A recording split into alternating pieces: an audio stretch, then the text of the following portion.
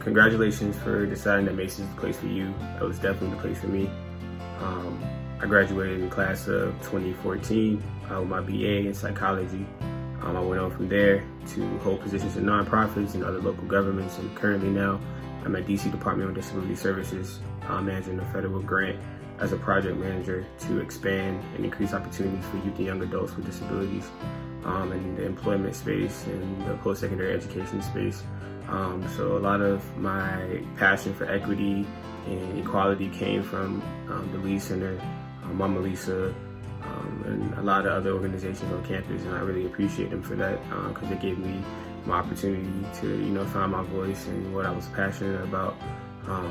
I would say that, my leadership style, if you still do true colors, I'm an orange, so I like to get out there and get my hands dirty. I like to perform, I like to plan a lot, but I work well with other people who like to plan because it helps me be a better leader. So I would definitely say, if you take one thing from the video, just make sure you get around and join a lot of groups at Mason.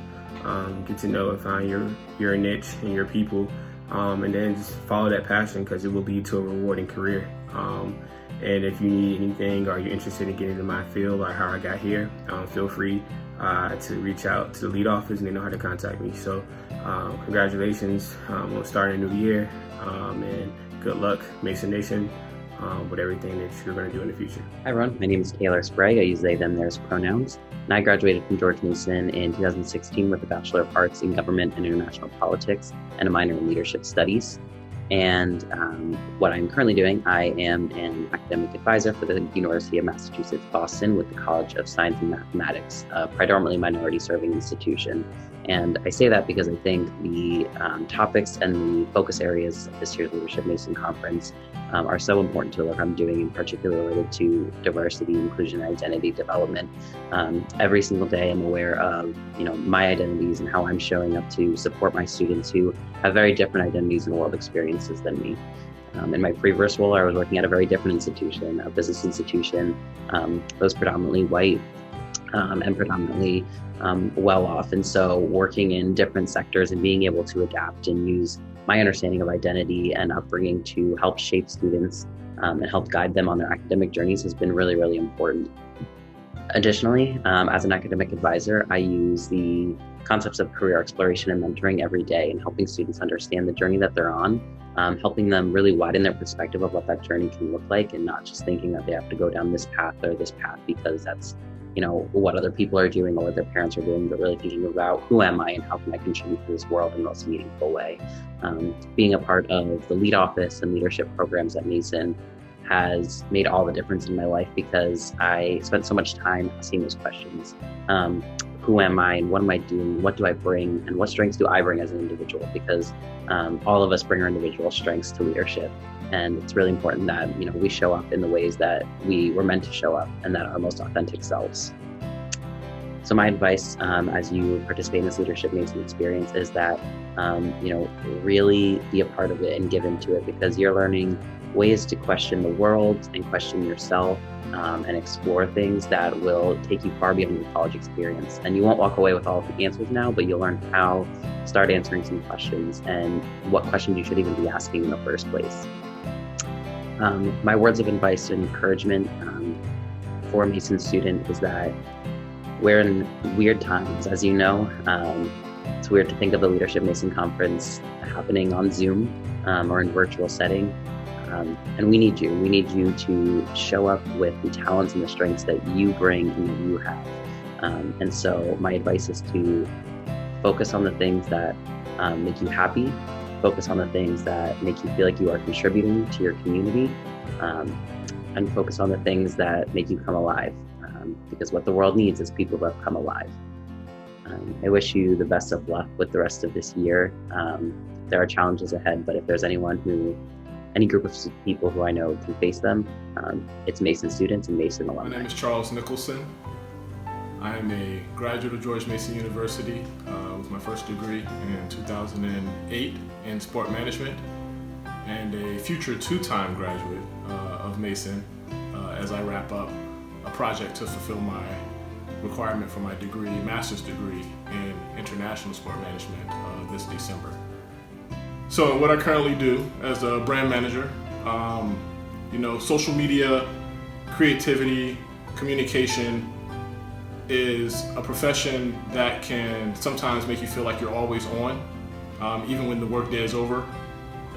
So focusing on well-being is critically important, not only for myself, but again, something that I encourage my team to also focus on. So that way, collectively as a group, we can all work better with one another and not experience a sense of burnout or a sense of being overwhelmed when we do have tight deadlines or need to put additional energy and effort in on projects. We know that on the back end of that is a time where, as a collective, we know that we're going to take care of ourselves, so that way we can rejuvenate and continue to bring the level of energy that we need to bring back to the workplace. So well-being is critical, and it comes in many forms. So it is 2020. Ethical leadership is critical. I think we're seeing many examples this year of what unethical leadership looks like, and personally it's not fitting for me or for anyone that I want to be associated with. So plain and simple, I would say, given all of those examples that we are seeing this year, if you don't want to be like that, then the opposite of that is taking an ethical approach to your leadership. It's what's needed now, it's what will be needed next year, and it's what will be needed in the future, to come. And honestly, individuals who are taking these courses and these programs now are the ones who are lined up to be the next leaders, or leaders of the future, but really the leaders of right now, as we're seeing people of all ages out taking leadership in different areas to produce change for our society and for our world. So absolutely put this stuff into play, even when it feels, again, weird, or maybe not the most appropriate time, or the energy in the room or the energy with the group is not on this level. Live above the optics, live above the norm. If you know you have some things, you have some ideas, some exercises, or some perspective that's a little different from your group that you picked up from such a leadership training, bring that to the table. Bring it to the table. You'd be surprised at how many people you inspire and how many people you get buy-in from to begin moving forward in the way that you may present.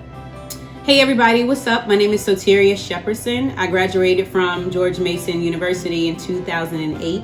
I have a bachelor's in administration of justice, and I have a social work concentration.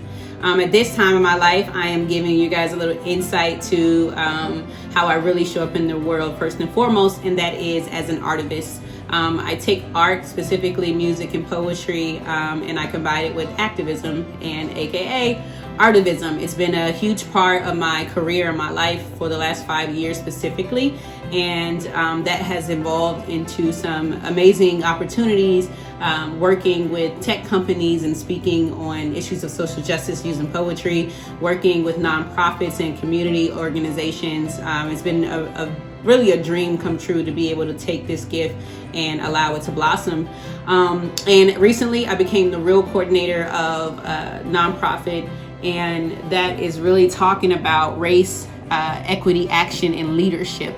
And all of those things are very, very important when you think about ways to civically engage, when you think about activism and how you yourself can start to really transform your community, and I say your village, right where you are. So how have I gotten to this point? I think I learned very early on in my adult career how vital it was for me to choose my own squad, so to speak, to find people who would uplift me, who would hold me accountable, but who would truly believe in me and continue to support me. That is advice that I have to you, is as you start to go throughout your journey, be intentional about the relationships and the people that you have. Implement self-care. I'm a huge proponent of therapy. I love meditation. I love music. I'm getting better with these nature walks, which a girl is scared of bugs. But it's been really, really awesome to be by the water. I've learned that about myself as well. So I've been able to do this because of opportunities like this. It fuels me to be able to share with you the importance of going after your dream. So literally so many of the jobs that I've had in my life, they weren't even available. They had never been one before me. And so I invite you into creating the opportunity that you want for yourself in your life. And please understand how valuable you are. This world needs you to help transform it. My name is Soteria, and I hope that you would really think about joining me on this journey and creating your own living legacy.